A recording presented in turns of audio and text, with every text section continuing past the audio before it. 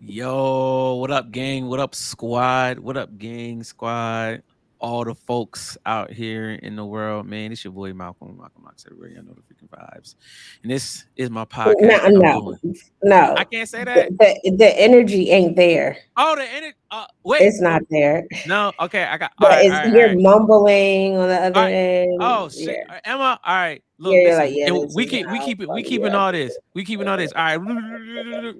What do. up, gang? What up, squad? What up, cool kids? It's your boy Malcolm Locks everywhere. Y'all know the freaking vibes, man. I got my sis on the line with me, my baby What's Jihan. going What on? up?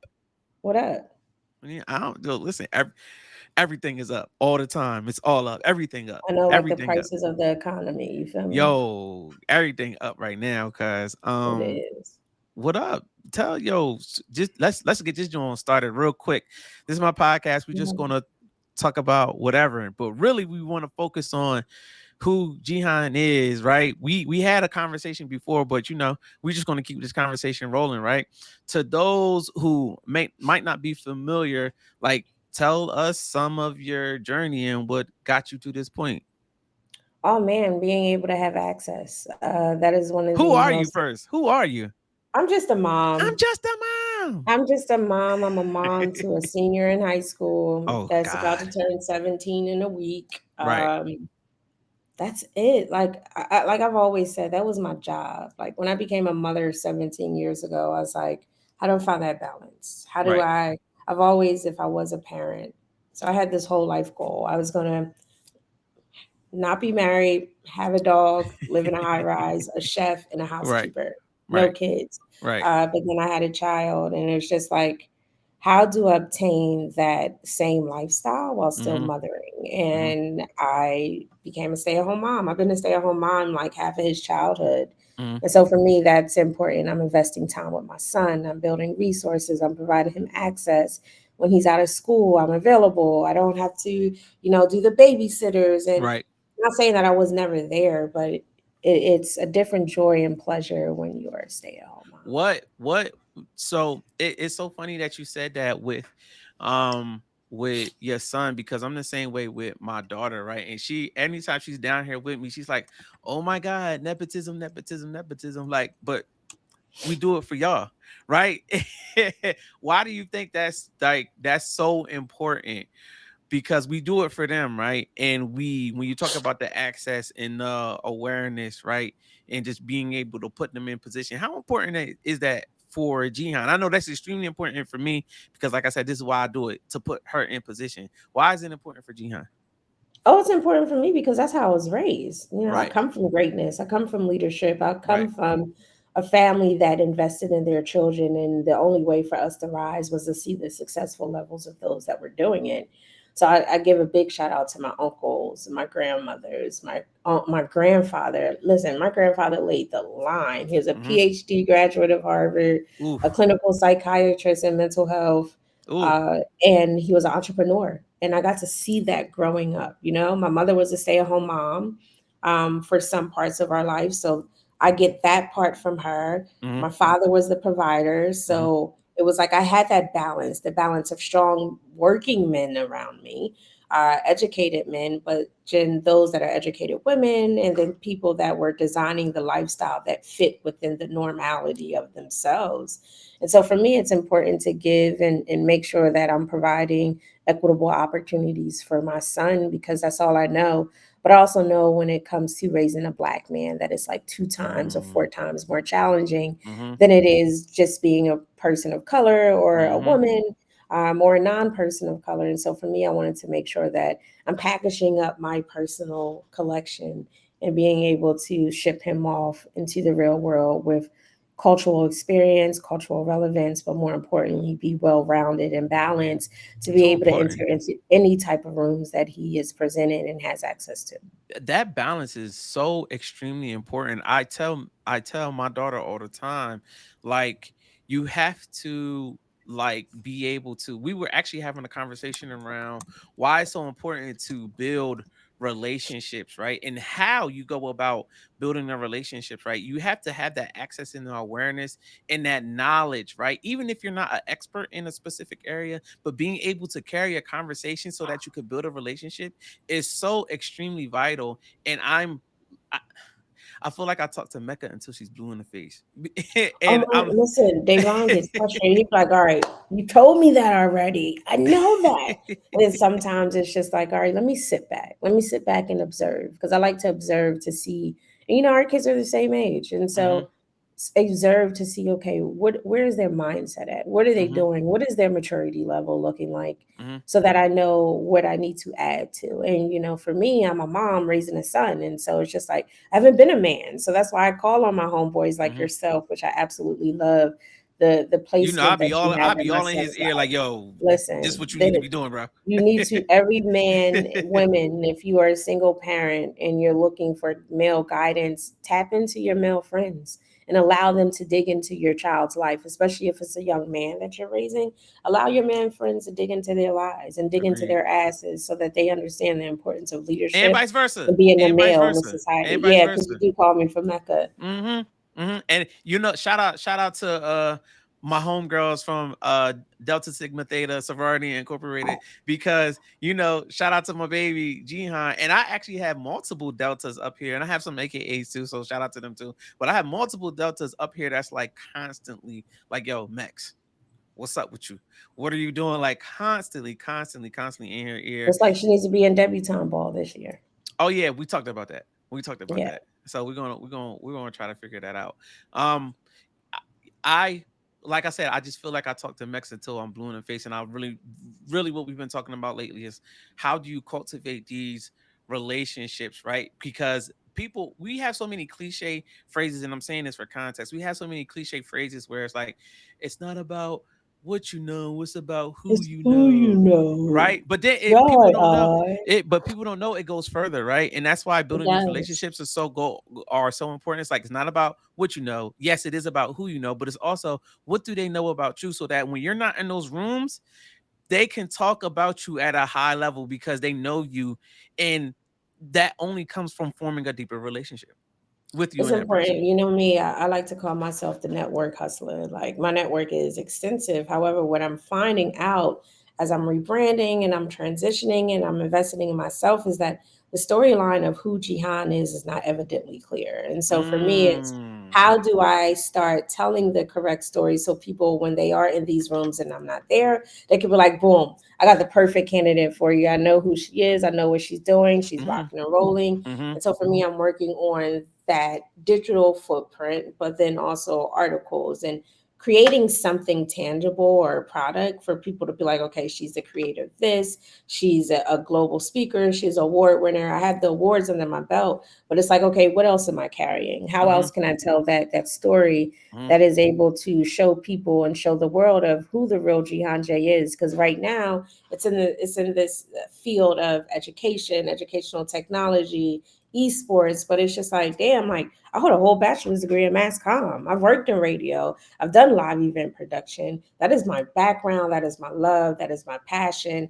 I'm a hip hop guru. Like I love the intersection of hip hop and technology and everything in between. But I'm also a mom. I'm a Why do you researcher feel like people got that? Like, why do you feel like people don't know the deeper Jihan, right? Like, because I also think it's a way that I've potentially have blocked it off because I have put up this framework and this model of being straight professional versus letting you all into a little bit deeper part of my personal life and my passion so that there's some relativity, but I'm also able to build community. Like I have the network and it's just like, all right, yes, you Jihan, do. we're waiting on you.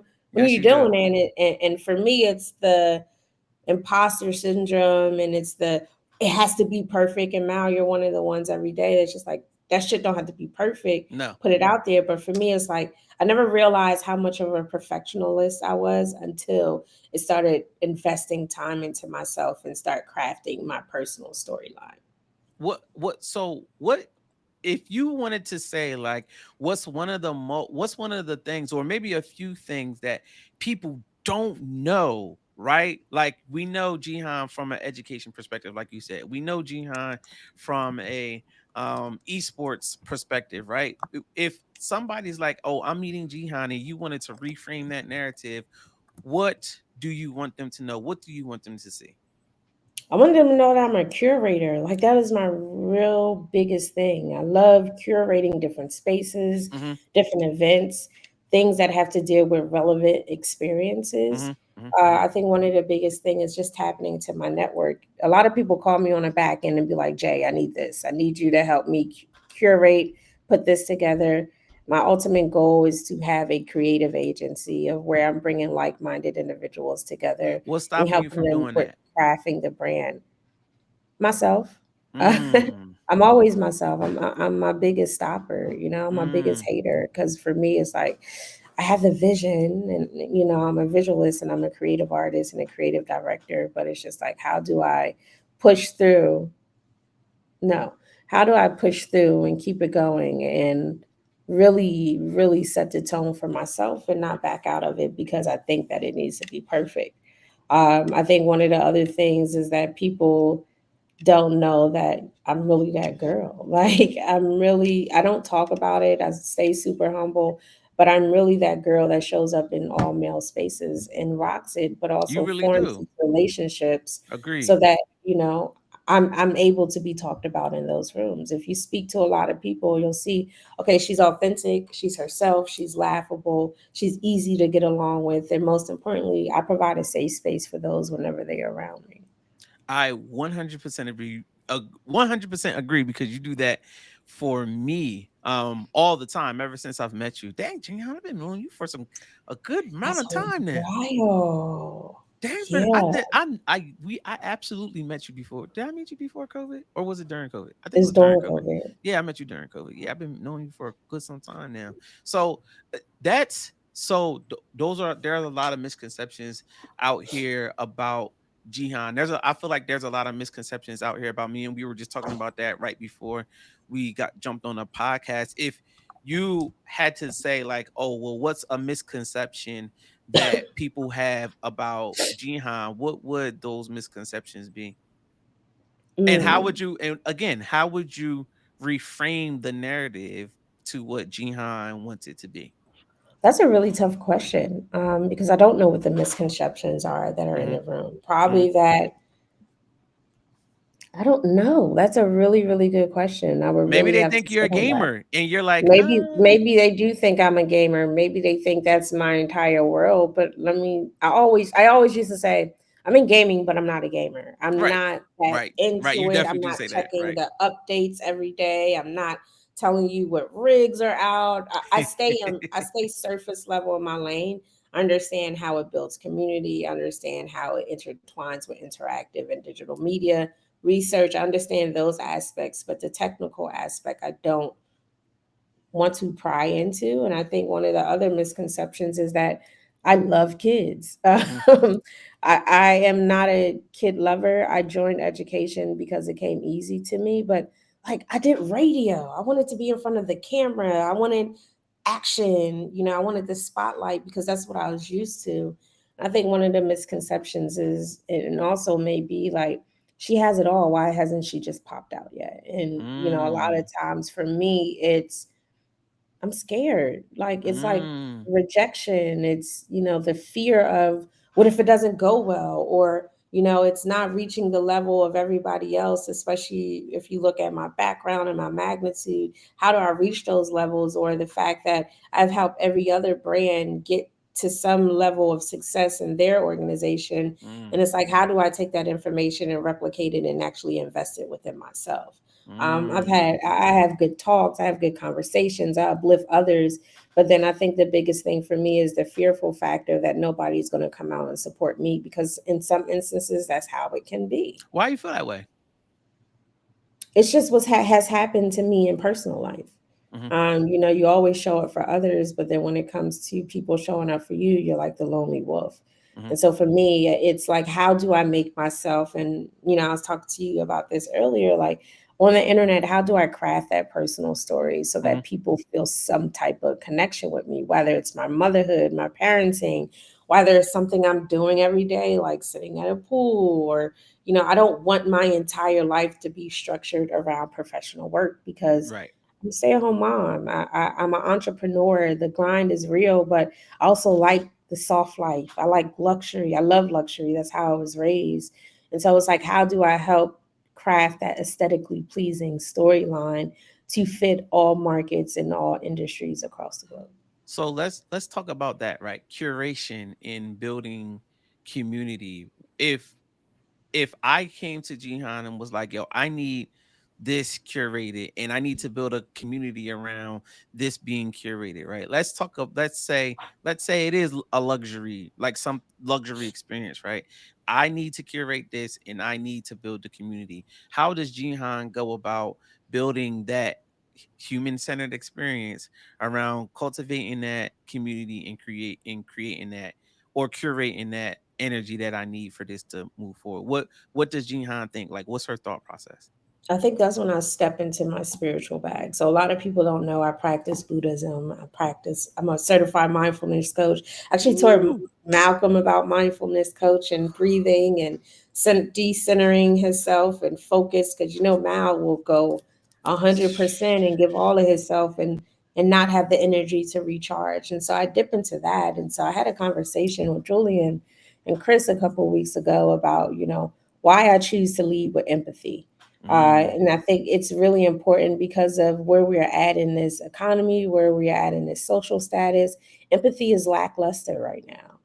It's not there. People are lacking it. And I think when you lead a company with empathy, that brings that sense of belonging. And I think oftentimes where we are at right now, between the divide of the digital community and the human experienced community, it's like, how do I intertwine these two and make it feel wholesome? And mm, so for me, it's like, okay, um, let's get online. You have your Discord, you have your gaming chat, you have mhm, your social medias, the groups, you have, and then you'll have the meetups. And I think that goes back to our conversation that we just had earlier about, I need to craft and curate my own personal event, mhm, not under somebody else's name, but mhm, really bring a sense of peace and bring a sense of belonging that means the most to me, but also means the most to just people that are around. I love listening to conversations with people, having special dialogue, to understand, what is bringing people joy. And for me, it's how do I craft these experiences, these live experiences, these virtual experiences, to lead with empathy, help bring people joy, uplift their spirit, mhm, bring a sense of mindfulness, protection, and elevation within it, when leading it. But more importantly, it be a creative space, bring the creativity back, because I think a lot of times it's overshadowed by policies, politics, buzzwords, tech innovation. But more importantly, how do I just bring people together? Like, remember that time? Remember back in the days we used to get together. I know for me, every Saturday morning at 8 a.m., I was outside playing double dutch with like 15 girls. That's oh community. You gosh. know what I'm I was saying? We watching used to. I was watching cartoons and playing video games. I was Yeah, I that boy. never I was that kid. played. I I never was that watched kid. cartoons. But it's more of the fact of like, how do we bring that in your 30s? For me, I'm my 40s. So how am I looking at, how do I build community as a woman in her early 40s? What does Mhm, that space look like? What type mhm. of environment? And it all leads back to empathy and Now authenticity. you talk about leading with empathy. What if I am running a company?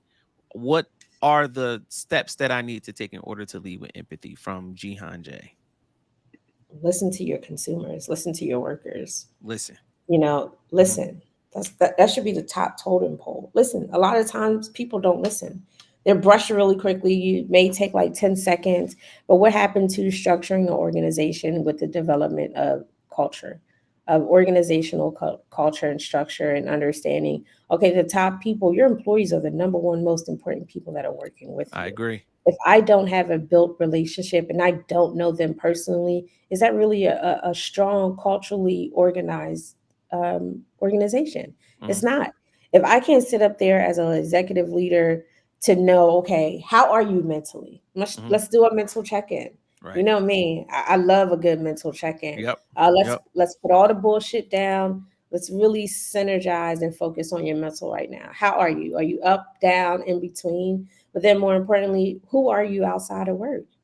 Like a lot of people want to be able to show up in a workspace authentically themselves, but they're masking it because they're scared their leadership is going to, chastise them in the Right. black eye. And you have to stop blackmailing individuals that come into these workspaces. Right. Who you are outside of the workspace has nothing to Nothing to do with do. who you are when you were there. Right. Hello, we're still fucking human. You know what I'm Right. saying? And I Right. think a lot of times that is overshadowed, that's forgotten about because people are trying to mask and, code switch. And hi, how are you? I am Do you think we Jihan, have and, a hard and I time work being there. human in this world that we live in?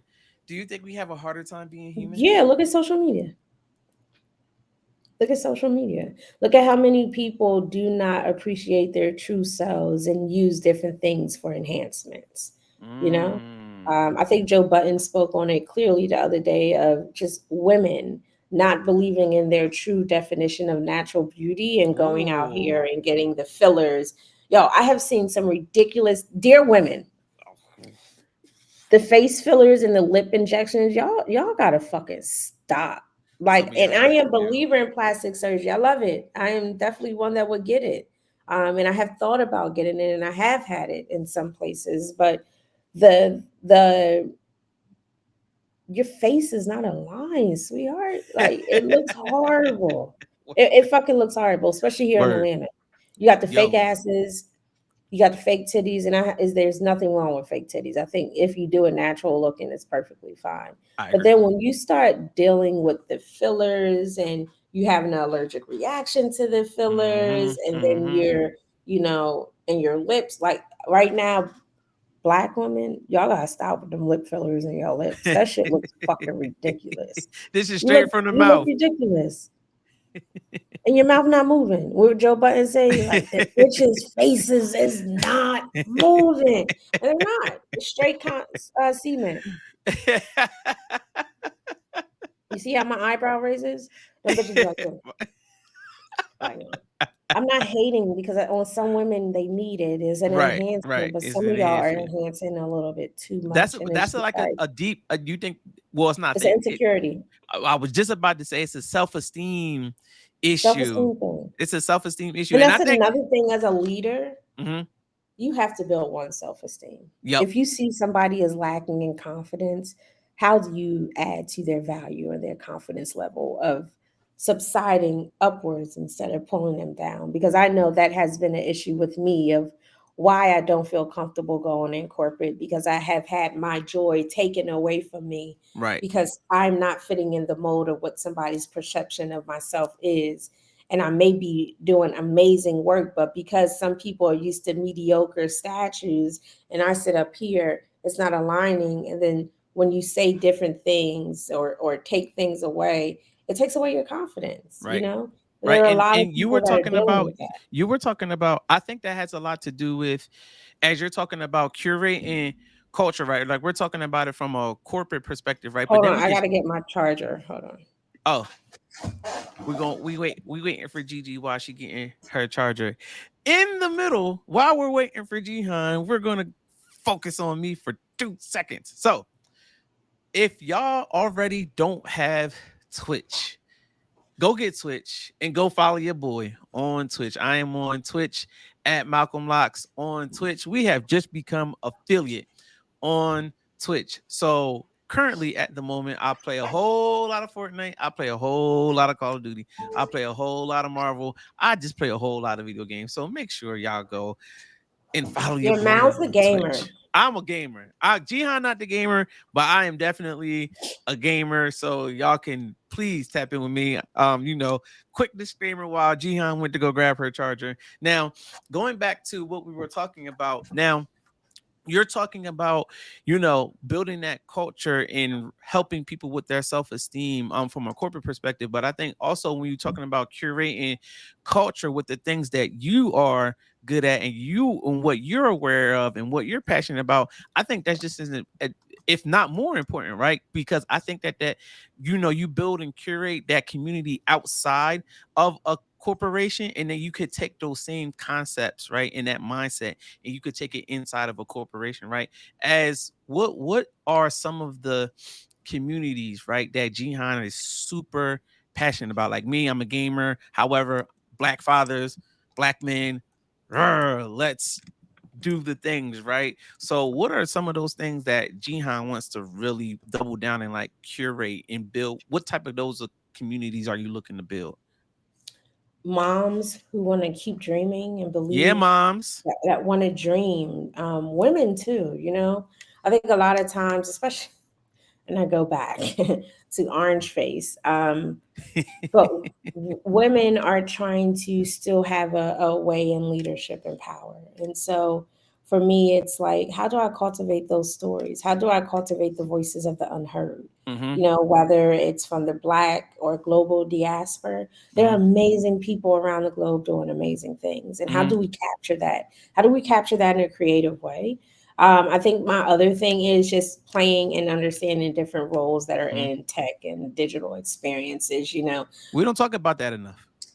we don't talk about it because I saw a panel that's happening here in Atlanta with a couple of friends. It's like, did we push coding on Black kids too much? Let's be for real, right? Let's be 100% real. When I think of text, my first thing is not wanting to fucking code. No. I am a creative. I need to have something that I identify with the most, Mm-hmm. which is why I gravitated to human centered experiences. That's why I gravitated to UX design and UX research, because of the creative ability that allows me to draw in. Mm-hmm. And I think the other thing is entertainment. I grew up in it. That's all I know. Like, I know live event production. I know concert promotion. I know radio. I know artist and talent management. I know how to do live streams. And so for me, it's like, how do I intersect everything that I've done, everything that I enjoy, especially hip hop? Like, Mm-hmm. how can I use hip hop as my anchor to cultivate all of these other different spaces of community? Because I Mm-hmm. know hip hop is the world language to everybody, Mm-hmm. everybody. And Mm-hmm. that's how do I culture capture that, which is why I created Beatbotics. A lot of people don't know that the reason why I created that name is because I wanted to intersect interactive media and tech, but then also bring my hip hop elements in. And so Mm-hmm. the number one element of hip hop is the beat, the instrumental, the lyricist. And so that's one of the things that I created. But then also, how do I then do it within my personal brand, right? How do I still be Jihan, remain Jihan in all of these different fields and industries that I am in, but then also tell the story of like just who I am as a woman. Like, Right. you know, Mal, we've had those deep conversations. Mal probably knows me one of the most. But how do people like truly on the internet understand who I am, not just through connection and the things that I've helped other people do, but now it's time to walk out in my grace and my reasoning and really help develop that story for self. Story. How do you feel like you, Jihan, and I'm trying to pull this out of you. How do you want to tell that story of you? How do you want to develop that story?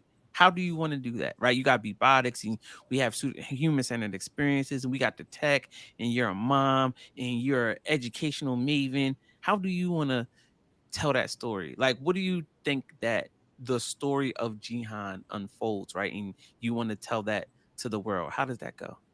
I think it's just it kind of be like a sit down interview of just my entire life. You know, my Mm. life is very deep.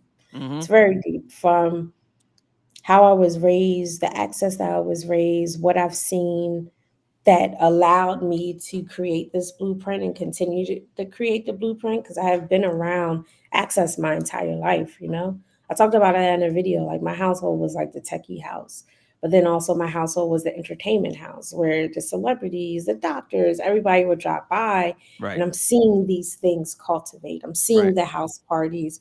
And I think for me, I want to really show people just the background of my entire family, Mm-hmm. of what I come from. You Mm-hmm. know, my uncle owns an amazing ag company that is, you know, all over the US.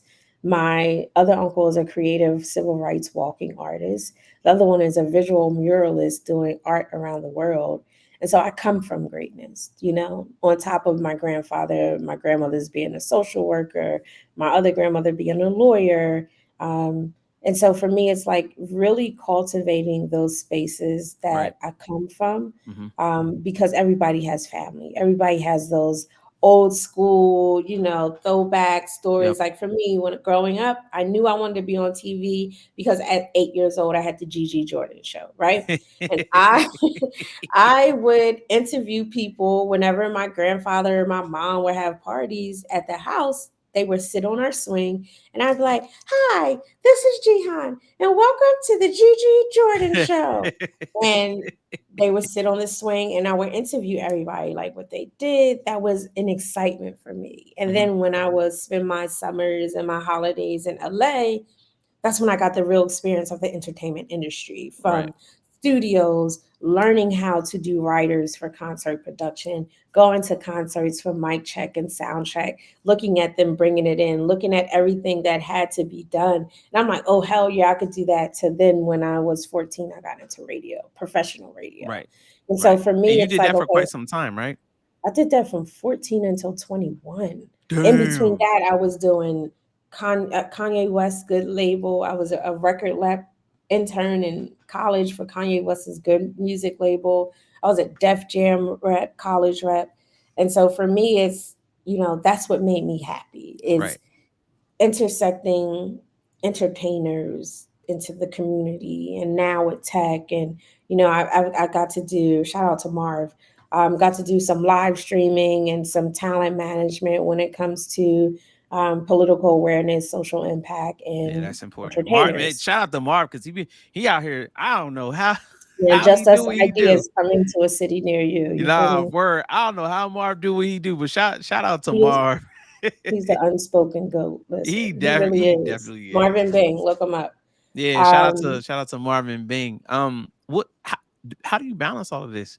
Right? It's a lot that you want to do. And obviously, and I'm actually at the point in my life where I kind of feel like don't don't get me for this. All right. I'm almost at the don't get me for this. All right. So I'm almost at the point where I feel I be feeling like balance almost doesn't exist. I kind of feel like I live at both extremes, right? Hear me out. Right now, when certain things aren't going on, I dive. I'm all like right now, I'm all the way in work mode. Like work. Unless Mecca or my mom breaks my, you know, feng shui of focus, right? However, how does Jihan balance all of these things? Because that's something that I think I'm always going to struggle with that because I'm so driven and ambitious, right? That's my thing. How does Jihan practice her balance with all the things that she is good at and all the things that she wants to do and the things that she's accomplishing and executing? What is Jihan doing to help with that balance? I'm trying to figure that out now because Mm-hmm. I feel like my drive has went away a little bit Mm-hmm. because I have been complacent for so long of Oh. doing work for other people. I Oh. feel like I'm back in COVID era. COVID, Oh. we were out here hustling, we were trying to plan, and I'm just like, I got to get my mindset back to that. You know what I'm saying? Because for the past from 2001 to now, I was either straight PhD mode to where my head was down and I was MIA and straight in the books, to then getting hired to do project jobs and then just been hustling to, provide for my son and Mm-hmm. I think, and so for me, I got to figure out what makes me happy. But then also, I revert back to 2018. Actually, my anniversary is coming up now, to where I was an AP and I collapsed in front of my staff. I was pushed to no return, and I was giving it to everybody else, and I had no work life balance. Not even Mm-hmm. my motherhood. Collapsed, stopped breathing, had my gallbladder exploded, gangrene started growing in my body, and if I would have waited a day later, I would have been dead. So Mm. I reflect back to that of how do I give myself to others and how do I give myself to myself. And so for me, is I had to put myself first. Mm-hmm. If I don't put myself first, I'm not doing nothing for nobody else. Nah, that's a You fact. know, That's like a if fact. I'm not filling my own bucket, how can I fill other buckets? How can if I'm not my own bucket filler? And so for me, it's my main structure is motherhood, But I also remember what my therapist told me and said, motherhood's always going to be there. Your child is always Mm, going to be straight.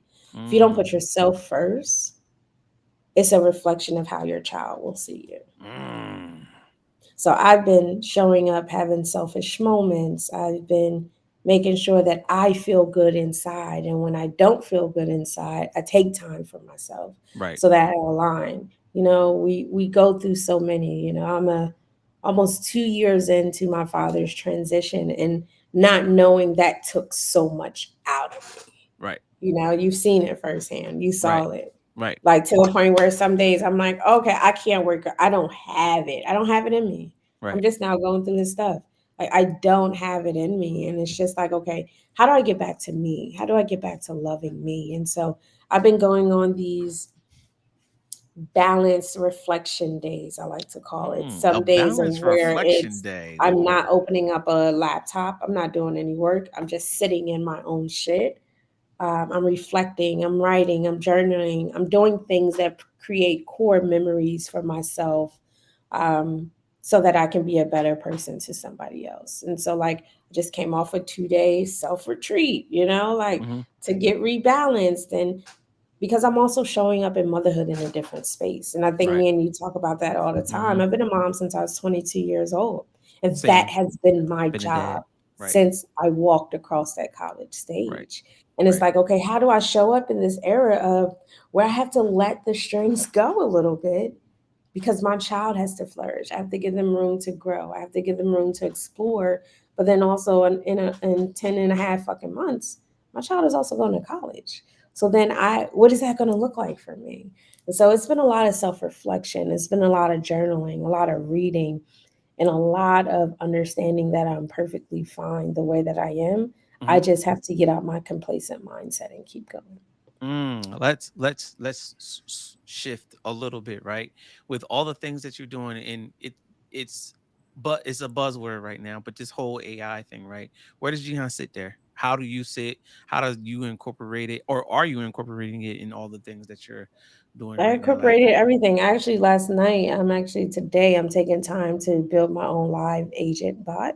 mm, I want to make I want to make my automation a little bit easier, but I do use AI to help me when I get stuck with brainstorming. I always say AI is an awareness tool, it is an assistant tool. It's not mm-hmm, to be used to guide your entire life because there are still some equitable challenges, some agreed, policies, because we have to agreed. remember that when we're uploading our personal information, it is now out there within artificial intelligence and can be used to collect data, especially if it's on a public forward facing website. And so for me, it's how do I still protect my IP Mm-hmm, as well as being able to use it as a mechanism for assistance. And so I love AI.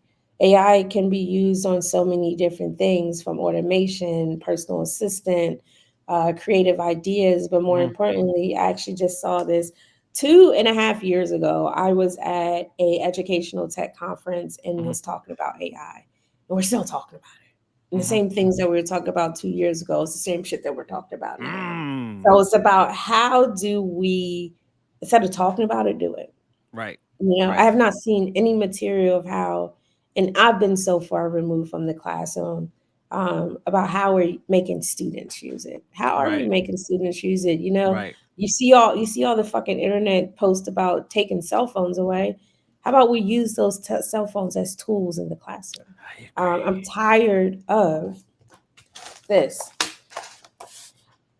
I am in 2000, almost 26. I get we have to write things down, and I get it's cognitive learning Mhm, skills and all of mhm, that other mhm. things.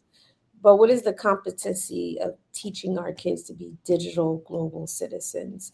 Um, why are we getting away from that? And so that's where I'm at of why aren't AI usage classes being taught during general educational time? I was just about to ask you, where do you feel these so I had my AI summit last week, and shout out to big bro Dante Simpson. He came Big and bro. really talked about how we are we're talking about how we use the apps. Like we're talking about how do we use the chat GPTs and the Geminis and how we prompt it and all the things. However, we aren't. taking that next step deeper where and you just kind of explored a little bit of it, right? There's white spaces and gaps that we can utilize this technology. Like we build, I call it AI stacking, right? Where yeah, we use all these apps, right? But now we're filling a white space over here that hasn't nobody's really talked about. However, we know we can use the technology to make it more efficient or better, right?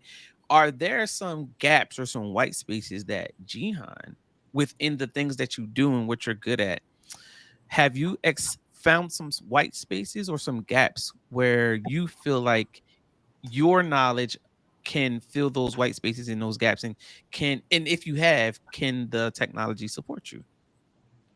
I've never looked at it, but I do believe that it can. I know it can. We're in a Jetson era. Anything that I put my mind to, I know that I can use AI as that assistance. But I do believe the white gaps in my life are the organizational structure. Like I hate Mm, operations. Like mhm, I'm not an operational kid. Let me go create. Let me create. But the operational manpower behind the scenes, I want to use that. I want to use AI to help build that structure. mhm, Um, like the live agent that I'm gonna build, like I need somebody that's gonna be my assistant. I want to use AI as a personal assistant tool of scheduling, calendar, email reply. For me, that's where I think I need it the most because mhm. I will forget, but then also helping me with the content that I bring out, helping me with planning this year. I'm a planner, but I'm also a hippie. Like I like to go with the flow, but I need structure. You know, Right. there are some things in my life of which I do need structure in. And so that's how I'm using AI. I'm also using AI to plan trips and, you know, color coordinate different things in my life because I love color. Right. Um, but more importantly, I'm also looking at it as how it helps with bringing Black joy and the definement of the accessibility community. What now?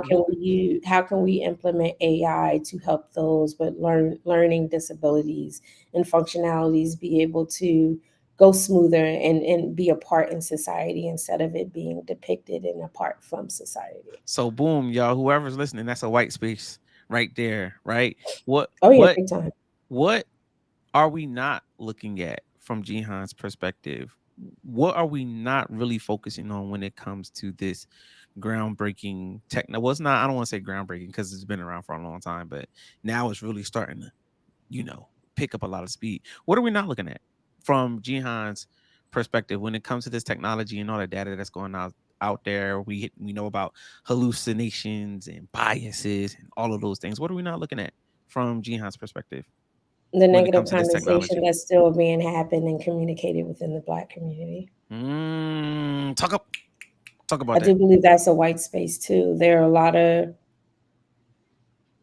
people that are uneducated, not educated, or looking to be educated and not educated in the correct way. I do believe that we need to go back to the basis of what is AI, providing educational awareness courses and classes. Some of these courses and classes that are attainable or reachable, some people may not be able to apply, but it's also some people may not have the technological devices to be able to access them. So, Mm, how do we help close those white spaces and that gap going into these communities like the senior citizen? There should be absolutely no reason why a senior does not know how to operate ChatGPT. And this is me living in real life experiences with talking to my mother. My mother goes to Georgia State. So she's up to date on technology, but there are a lot of illiterate seniors that are around that can use ChatGPT to help them. Shout mm-hmm. out to my homeboy in Baltimore that he has HealthLink AI, which is helping the Black diaspora understand the medical experiences that they're going to these doctors' office and using AI to detect when blood Mm. sugar is low, when blood pressure Heavy. is high. And so there are things like that, like health inequity.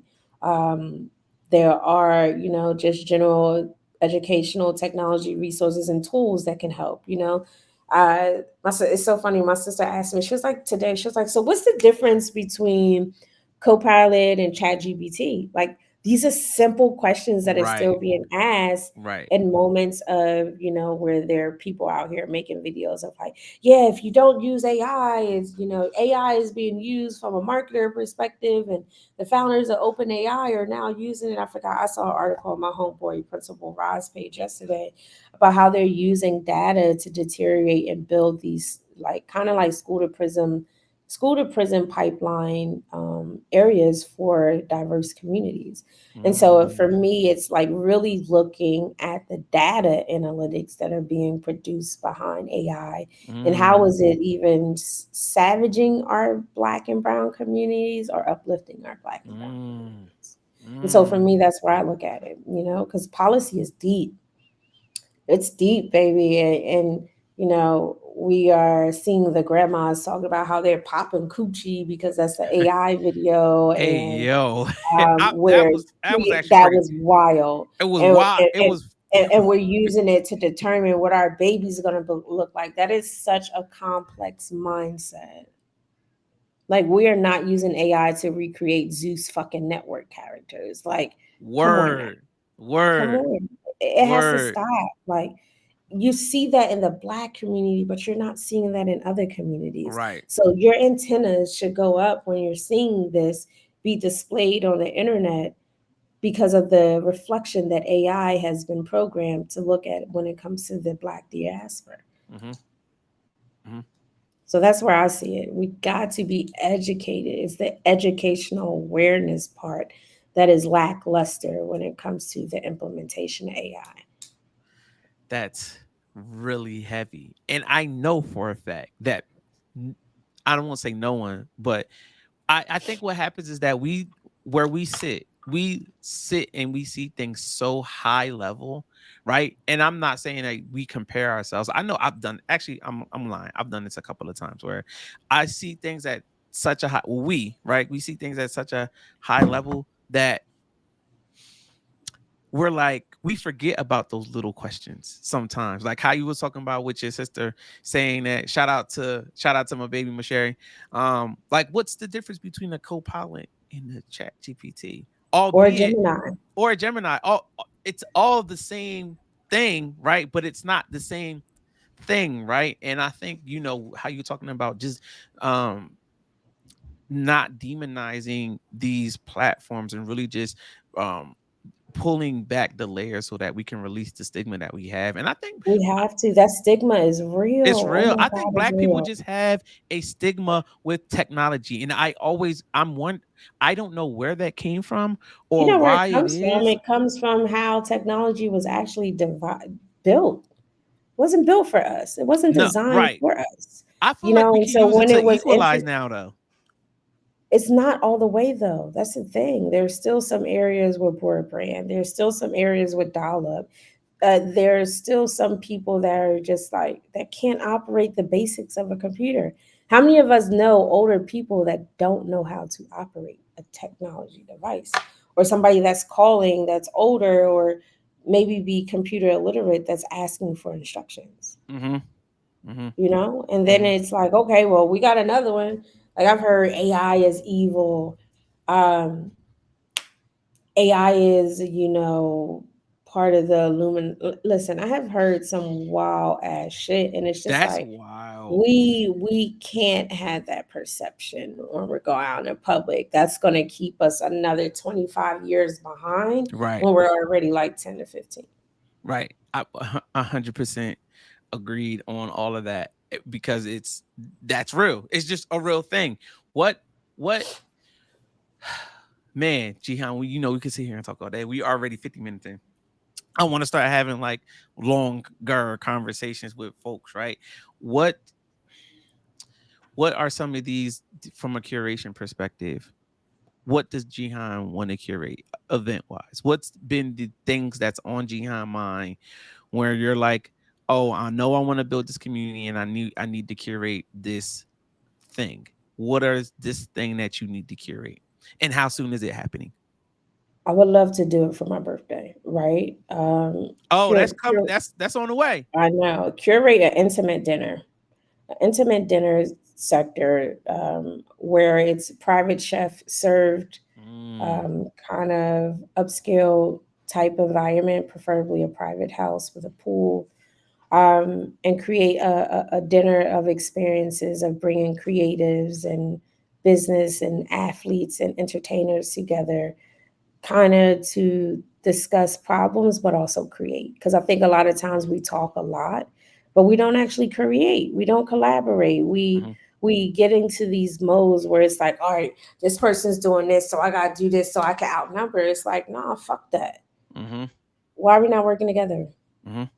Why are we not working together? You Why do got we this struggle to work access. together? Why Why? do we Why do we? struggle to work together? Why Mhm. do we try to not bring people to the table because we feel like their ideas may be better? Like, I don't get that fucking mindset. I don't Right. get it. The crab in a barrel mindset. The I forgot the other terminology. My mind is blank, but it's just like there should be no reason why I'm not like, yo, Mal, let's dip into your network. You bring the AI, Mhm. I bring the culture experience, because for me it's like I know where to show up at, I know Mhm. what my strengths are, and so how Mhm. do I play on other people's strengths to really cultivate something special? I want to go back to my roots and what I love, because I'm in Atlanta's party fucking mecca. It's party mecca. However, how do I use some of that culture and curate something that's special that's never been done before?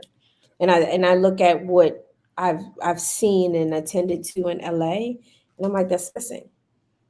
It's missing here. It's missing, like, let's start an event and do a sound bowl. That's how we're gonna start. That's how we're gonna be centered. Everybody's gonna come in, declutter, and then we're gonna have the chef that's feeding us, and then we're gonna be able to talk, and we'll Mhm. be able to curate, and it'd be a Mhm. follow-up session, but it just be something so special to where people are like, damn, at this level and this magnitude of status that I'm at, I never knew that I can reach these people because they're right here on my side. And for me, it's Mm. how do I help people build their digital Rolodexes so that they are able to build these spaces? Because I also think time, when certain people to get to certain levels, they cut off access. And it's good to a certain extent, but when you are at that level, how do I curate those spaces to be able to come back into the community and give Right. back? Right. What? What? If Jihan could, as Jihan is looking through her years, right, and with all the knowledge that you have and everything that you've done and you've accomplished and how you are a mom and all of the things, right? If you could go back to your younger Jihan self, right?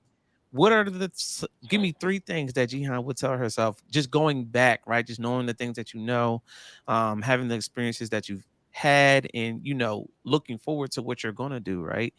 What are you gonna tell younger Jihan, right? Like, I know a lot of people be like, oh well, I wouldn't change a thing. However, I'm sure Oh if no, there's a lot of shit I would change. like I'm sure, Number one, I'm I would have never been a juvenile delinquent, and a lot of people don't know that. I don't tell that story because when I first started, somebody was like, "No, you don't tell people that you're a juvenile delinquent."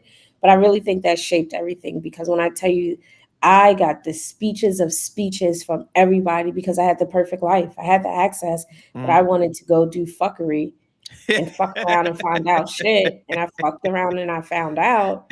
Um, That's so and funny. outside of that, it would probably have been at an earlier age taking myself more seriously and Mm, understanding what is at my fingertips and the access that I do mm, have to it. mm. Like I say, my grandfather said, you always walk around a Rolodex. I never understood how lengthy my Rolodex was until recently. And it's so important. I was just having a conversation with my mom yesterday, and my mom is like, "Me, if you would have never got that felony." Like, she kind of looks at it like that because, duh, she's a mom, right? And I had to kind of give her a little bit of pushback. I said, "Mom, had I not got that felony, I wouldn't be able to be in these rooms and talk the way that I talk. Like, that felony was for me, right? 10 years ago, that was a blessing in disguise for me, and it put me in a position where it forced me in certain spaces and perform a certain type of way because there I had nothing else. Like, I wasn't getting hired, certain things wasn't happening for me. Like, I had to, it was like this or nothing. Like, it was this or Hmm. nothing else. I don't have no options. And I think people don't understand, like how you was talking about being a juvenile delinquent. Sometimes that really can help shape a person's story. It really can help shape a person's story. Like, I'm like, mom, I told my mom yesterday, I said, Mom, if I didn't get this felony, I wouldn't be able to. I told my mom, I said, Mom, do you see that summit that I had? A shout out to Ready Prompt One. We had that summit. I said, Mom, you see that summit I had? Had I not got a felony 10 years ago, I would not have the Rolodex that I have to make that happen. If It I'd taught have you stayed, hustle. it taught me that hustle. If I'd have stayed at Apple, I told my mom I'd have been like just the corporate. I'd have been doing good at Apple Yeah, but corporately. at what expense do you keep living your Exactly. life and going up that corporate Exactly. ladder before Exactly. you are diminished, not thought about, you become another Exactly. nut? Listen, I could go on and on Exactly. about that. That I have not been in a work structure, corporate, since 2018. Mm. Yeah, it's been 2015 since 2018. for me. Besides that, I've been a full time entrepreneur and a consultant. That's it. Nothing else. I haven't had a full time job. I've been hustling. I've been grinding, and you see, I live comfortable. You know what I'm saying? I live very, I very love Jihan's comfortable. house show. Jihan. As soon And as I so go to for Jihan's me, house, I go right to sleep. It's crazy. listen, knocked out. And I cook. And so that's the other thing. Like I also want to curate something to where I can feed people's soul. So I was thinking about going back, and you know how we first met when you first came to my house, my black dining room table was like the cultural curating space of where I cook, and everybody brings their laptops, their white, we bring whiteboards, and we just vibe out, we create. And so I kind of want to bring that back because a lot of people don't realize I did that every Sunday. Every Sunday, I did it sometimes during the week to just bring people together because for me, Good you don't know times. what somebody's story or Yep. experience is going Hmm. through. And Hmm. so feeding people's soul brings enrichment, it brings love, it brings empathy, but it really lets people know that you love them and you bring safe spaces. And so that's really where I'm at is I want to curate live event experiences that bring a soulful, humble, safe space Mm. with empathy and laughs. Because baby, Mm. we're gonna laugh. We're gonna laugh. We're gonna laugh. We're gonna drink. We're gonna dance. We're gonna have fun. We're really gonna celebrate ourselves, but also celebrate the culture. Because a lot of times we fail to celebrate ourselves. Mm. Jihan, where the people where they gonna find you at? Where you at? Everywhere is the real Jihan J. Websites coming soon. Podcast coming soon. The real Jihan. Well, Jihan Unfiltered. Uh, Mm. I'm keynoting a couple of things. I have the San Antonio Tech Week coming up in October, where I'm the keynote speaker. Also have keynote at Chateau Elan, where we're implementing ed tech and wine. Absolutely love that. So I have those, and so right now, what my ask and what my call is more speaking engagements, more interviews, because I think also the time I have interviewed others so much that I have never been able to grace the stage and share my story. Hmm. So I'm working on sharing and crafting my story more with podcasts, interviews, news Hmm. outlets, but Hmm. really looking at building my personal influence brand and getting brand sponsorships and partnerships. So those are Yeah. my goals this year. Cheer. Cheer. Yeah, Yo. Got my because I'm baby. pretty and I'm gonna be Yeah. sexy while I do that shit, baby. All that. I'm snapping my fingers. All that. Yeah. Give it to him straight. Jihan, I appreciate you. Thank you for tapping in. And I know what this was like. I was just like, yo, Jihan, you want to go on the podcast? Jihan was This like, was the yup. most random shit. I'm laying on the sofa doing work. Mal's like, yo, you want to do a podcast? I'm like, yeah, let's do it. And he's like, I was like, but my hair's not done.